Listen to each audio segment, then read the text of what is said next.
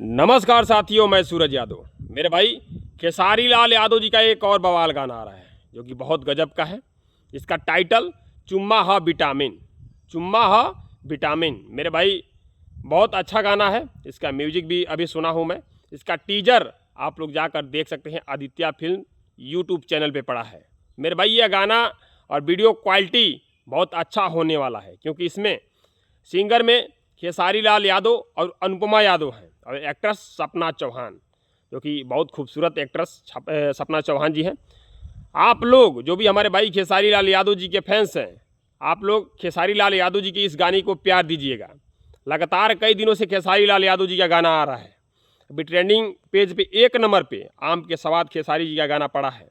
ये भी गाना बहुत अच्छा होगा, बहुत अच्छा होगा, क्योंकि म्यूजिक के हिसाब से पता चल रहा है।